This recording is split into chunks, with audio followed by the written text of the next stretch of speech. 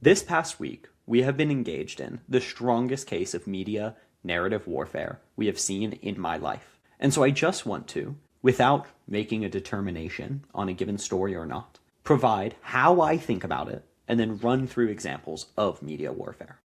Because most people, when they're engaged with content, due to a truly horrible American education system, do not engage in a literate manner, where they're engaged with the content thinking about who's saying it, why are they saying it, who are they responding to, in the context of the media ecosystem, who's saying what.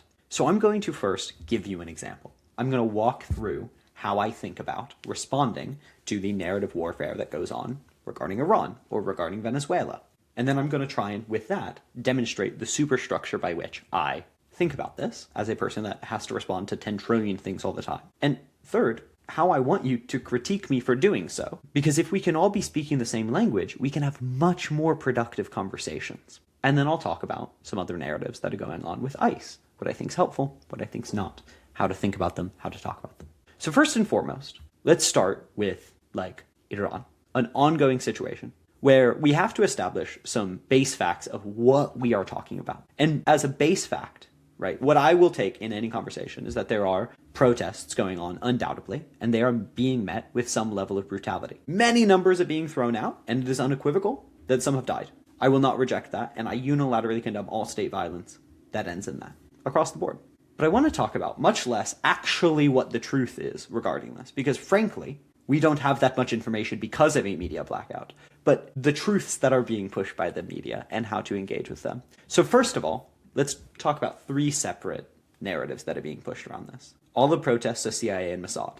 All the protests want regime change or monarchs. And all the protests are purely for women's rights. None of those are true, and yet all of those are to some extent true. I'm not interested as much in how true they are because frankly, we don't have the data on how many of these are CIA and Mossad. We don't have the data on how brutal they have been yet, and most Westerners are getting that information through a massive propagandized lens. And I think it is important, before we even have the truth data, we need to start processing the narratives that are coming out. So, let's talk about it. How do I engage with it, right? How do I think about it? How do I talk about it? Do I first talk singularly about the openly, publicly, and consistently reported brutality of the IRGC? Do I come out in full-throated support of the IRGC because that is the only way we prevent American intervention? We need to paint them to be perfect so that we prevent American intervention. Or do I highlight the American and Israeli influences in the protests? Or do I highlight the evils of the monarchy, American sanctions, intervention that are being underreported? 4 options. Just take a second, think about it. Do I highlight how evil the IRGC is? Do I highlight how good and perfect the IRGC is? Do I highlight the American and Israeli influences in the protests? And do I highlight the evils of the monarchy, American sanctions, and intervention? If you've watched any of my content, you know what I did. I did number 4. Here's why. Why won't I spend all of my time with the most immediate and clear humanitarian concern, the IRGC, harming people right now? Well, what's my job? Is my job to report everything that's happening right now? No, not a journalist. I'm a political commentator that's trying to fill in the gaps of mainstream media. Do I think that the brutality of the IRGC is underreported? No, I don't. I think the New York Times is reporting it, if not more than is actually happening, exactly as much it is happening. Do I think that Washington Post or Reuters or the vast majority of American media is happening? No. Do I think they're doing that in bad faith? Absolutely. Absolutely, I think they're doing that in bad faith. So every second I contribute to talking about how horrible and evil they are, I'm not actually educating my audience. Most of them will have heard this. I am just repeating the propaganda and therefore contributing to the bad faith ways that the Washington Post and New York Times are talking about it. And I don't think that's the only way you can. You can levy genuine humanitarian critiques of it.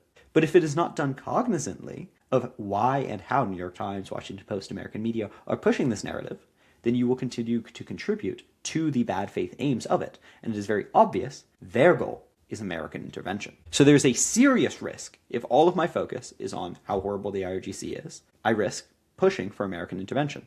Okay. Should I come out in full-throated support of the IRGC? No, obviously not. That's not good. The leftist analysis being pushed by many staunch Iranian leftists that I follow is that Iran is not a communist state. No one really questions that. It is At best, it is a non-peripheral state. It is not part of the American empire, and it is at consistent war. It is a state in war. I do not support all the actions of the IRGC.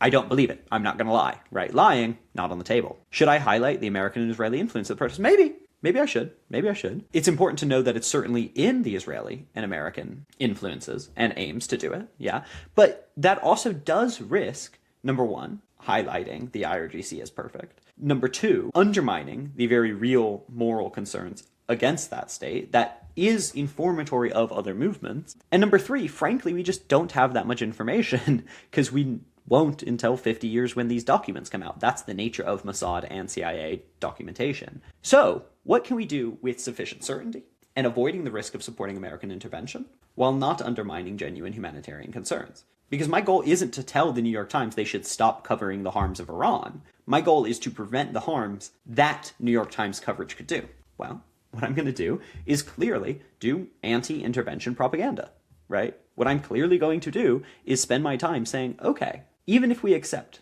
that the IRGC is brutal, even if you accept the mainstream narrative, don't accept what they're not saying. Don't accept that the monarch is the natural next choice. Here's the evils of the monarch. Here's how we funded regime change in Iran before. Here's why we don't believe in democracy in Iran. Here's why, even if you are convinced that the IRGC is evil and brutal and horrible to its people, an American intervention will not be helpful and will actually undermine that aim. That's the point. You don't actually need to undermine the truth value, the content of the propaganda that you're attacking, New York Times, WashPo. But you need to undermine the aim of it. And there's a reason the New York Times is not highlighting, here's what's happening in Iran right now, and here's what's happened in the 70s, where the Savak were brutalizing Iranians. Here's what's happening in Iran right now, and here's what's happened in 1950, where we overthrew Mossadegh. There's a reason they're doing it. And whenever I'm in a conversation and I'm filling in that second part, I get yelled at for not repeating the first part. But if they are not repeating the second part, and I'm the only one saying the whole thing, I'm not contributing to balance, I'm contributing to imbalance. So that's how I think about it. Fill in that second half. And it's just not true. The second half is, no, the Iranian regime is perfect. It's just not true that, no, none of these protests are grassroots. But it is true that, number one, historically we know these movements have been infiltrated by Mossad and the CIA. Number two, it is true that the monarch is leveraging the Shah. The current one, who got a opinion piece written in the New York Times by him, is trying to leverage these to push monarchism, which is not popular amongst the Iranian people. And number three, it is being pushed by the American regime to support regime change and installation of a worse regime. So hopefully that's how you can understand what's being talked about. I'm not trying to say the whole entire thing. I'm trying to say what's being left out. And next, I would like you to, and the other response I get, finally, before I kind of explicate the superstructure that I think is clear now, is the immediate and consistent response I have gotten, which is real and fair and should be gotten and should be centered in all things, is listen to Iranians. It's the same thing that was used in listen to Venezuelans. Yes, you should listen to Iranians. The issue, of course, with that is that there were Iranians like Nina Farnia who are engaged in incredible decolonial and anti-colonial analysis. There are Iranians who are calling for support of the Shah. There are Iranians calling for maintenance of the IRGC, and there are Iranians saying that this is all Mossad. It is not, and frankly, because of a massive blackout and because of a multi-billion-dollar propaganda machine in the American empire, all of those things, every single Iranian voice is being filtered, valued, and contextualized by the imperial interests. All the American voices are as well. And if we fail to leverage our narrative in response to that context, we're not doing good. We're enabling their co-optation of these voices. So yes, listen to those that are affected. Yes, you do. But you also need to be literate enough to understand what they're saying, where they're coming from in saying it, and why they are. Because frankly, you don't have access to all Iranians. You don't have access to a representative sample of Iranians. And if you highlight the ones you do have access to, you are highlighting the people that choose who give you access, and that will always be the Western press. So so don't not listen to Iranians. I've read extensively, both direct, communiques from Iran currently that have gotten out, Iranians that are in support of the IRGC, Iranians that are in support of the Shah. It is not an end-all be-all, just as Ask Venezuelans isn't, but is used in bad faith by the American Western Empire to legitimize it by highlighting people like Shah supporters. And so, this is where I get to critique me. I don't think I'm perfect in this. No narrator no context should think that they're perfect in weighing, when do I leave out this part of the context? When do I include this part of the context? When do I highlight this and when do I not highlight this? But when we are met with moralisms, universalisms, Puritanism, rather than, I understand why you're highlighting something like, I understand why you're highlighting the harms that the IRGC is doing to women, because your context is feminism, and obviously a harm to a woman seems horrible. Have you considered that highlighting this and then going to the Washington Post and publishing it will lead to many Westerners contributing to their brutalistic and animalistic ideals of Iranians? Have you considered that highlighting this and not explicitly excluding American intervention, or making a good argument against American intervention, like highlighting the harms that the monarch did against women, may enable worse harms, or harms on another level or a different context? Have you heard survivors of American intervention in Iraq or Libya or Syria that talk about the harms that it did to their democracy? Things like that. But when we're met with, you are horrible for not mentioning something, it's not helpful. And it won't actually get there. And luckily, many people have responded to me productively and cohesively, but obviously many people online are not. So I just want to give y'all a framework to think about it. Why is he saying it? It's not just because it's true. It is true. I'm not lying, but it's not just because it's true. But also because when I'm speaking to an American, it will be filtered through rose-colored glasses of American imperial propaganda. And I need to respond to that just as much as I need to undermine it. And you can disagree with my take on Iran, you know, whatever. You can. It's fine. Go read Iranians. Go read Nina Farnia. She's fantastic. She's an Iranian. She has really interesting things to say on this issue. But if you do trust one thing from me on my take on Iran, stand staunchly against sanctions, stand staunchly against American intervention, read the Jakarta Method. If you have not read the Jakarta Method and you're telling me that I'm too scared of American intervention and you're not Iranian, shut the fuck up. Okay, here's the next context for that. I want to talk about the discussions happening with ICE. There's lots of discussions happening with ICE after the murder of Renee Nicole Good. There were the fascist lies about it. He openly said it wasn't a murder. He lied. There's the liberal debunking.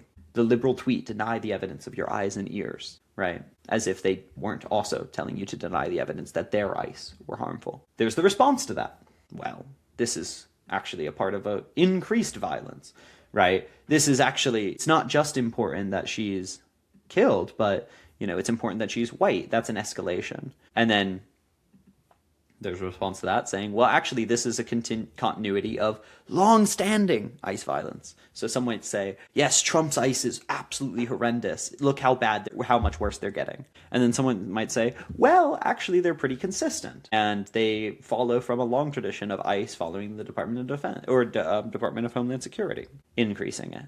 And then there's another saying, this isn't even just about ICE. This is in the context of larger colonialism. ICE was trained by the IDF. So what do we highlight? There's a lot going on here. And it feels bad to cynically decide how to talk about a murder. But you have an obligation, right, when you're talking politically, to not just respond with outrage, but actually respond to the moment. And so here's how I think about it. I think it's important that she's white. I think it's important that she's a citizen. And I think it's important that she's a legal observer. My take has always been that it is not just important because those things inherently make you more valuable or less of a target. It is because in America they are valued. I think it matters that the regime lied, not because it's surprising, but because it tells you something about what they're telling you. It tells you that they are threatening you. They will lie about you after they murder you. You could highlight that this is continuous and that highlighting that this is an increase in violence diminishes those who were being victimized prior. I'm not as worried about that.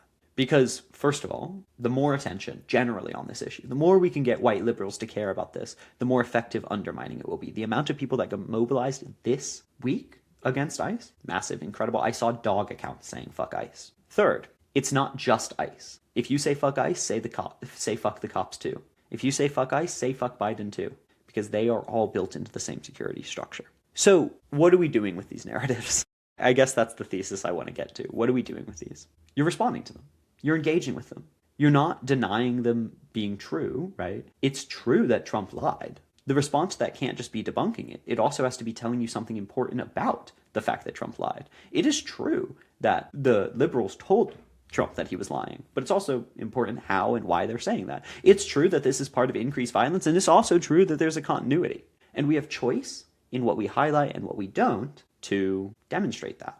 And that's what this is. That's what I want to highlight to y'all. When you're engaged, especially with rapid response things, consider where the narratives are coming from. I can't handhold you through every narrative. I can't handhold you through media literacy, and I don't hope to. Often what I hope to contribute is the particular thing that is being left out of this particular narrative, because I have time and energy to parse through those narratives. But if we could be doing this collectively, that would be beautiful. And finally, what I want to point to is, if I can tell you to be oriented towards anything when parsing through these narratives, don't just orient yourself towards being right. Being right is very difficult. Knowing everything is very difficult. And you can do it, and you should try to do it. But more importantly, if you are talking to someone else and they have been entrenched in propaganda, don't just try to undermine the propaganda, push them towards action. Why do I talk about Iran in the way that I do? Because the action I want from Americans is not against the IRGC. I actually think most Americans that push for action against the IRGC will do more harm than good. What I want is action against the American empire that helped contribute to the IRGC. I want action that will help end fatal sanctions. That's my political aim. And so when I'm highlighting what things are underrepresented, that is the action I'm pushing towards people towards. When I'm talking about ICE, I don't want to demonize people that care about her being white. I want to include them while deconstructing their caring. I don't want to simply debunk and attack the fascists. I want to mobilize the people that disagree with them, not only to yell at them online, but to realize that they're being threatened too. If you can leverage these narratives, not just by undermining or attacking them, but by pushing the people that are holding them to better narratives and more effective action, that's the win condition. And once again, that feels weird and bad to do cynically. But it is absolutely what the people we are fighting are doing. It is absolutely what happens in Fox News editorial rooms. It is absolutely what happens in presidential editorial rooms. And so if you cannot bring yourself to think clinically about, okay, this narrative will push this person to this action, at the very least, this is a helpful superstructure to engage with it. How are the people I'm fighting using narrative warfare? How are the people I'm fighting, why are they lying in the particular way they're lying? Why are they saying she's a domestic terrorist? Why are they using that term terrorist? It's for a reason. It's not just random. It's not just an accident. So yeah, that's most of what I have to say. This was a bit of a long rant, so I just want to, it just kind of felt like a long rant. And I hope the whole entire thing was somewhat clear. And so finally, I want to point out that regardless of whether you do this intentionally or not, your narrative will have a position in the Imperial Propaganda machine. When you post on Twitter, you're posting on a multi-billionaire's website. When you post on Facebook, you're posting on Mark Zuckerberg's website. It's being allowed or disallowed or highlighted or not highlighted for a reason. And so you have a choice whether you play that game or whether you lose that game. But you don't have a choice to win on accident. So choose to win on purpose, because that's the only way that we're going to undermine the deeply bad faith actors. And as I've said, I'm clear about this. I'm open that what I'm doing is trying to use the narratives that are pushed in the media that have grains of truth to actually incite effective action. The other people aren't. And as long as I am open about the aim, the reason I'm educating you on particular things, the position I hold, hopefully I'm arming you with the tools to parse through the things I say, why I say them, and how you in your particular position, because I don't know you, could take it and learn from it. And that's why I don't often go, this person is wrong on the same side, right? It's not the people on Twitter currently saying the Iranian regime is brutal are not wrong. What they're engaged in, though, is dangerous. The people that are saying this is all Mossad or this is all CIA, they're probably literally wrong. But what they're saying has a piece of importance. We should be wary of foreign intervention. The people that are saying we need the monarch are not wrong. They're saying we value a stable monarch even if it has foreign intervention. I think that analysis is wrong. I think the morals behind it are wrong. But it's much more interesting than attacking and attacking and attacking to understand and leverage.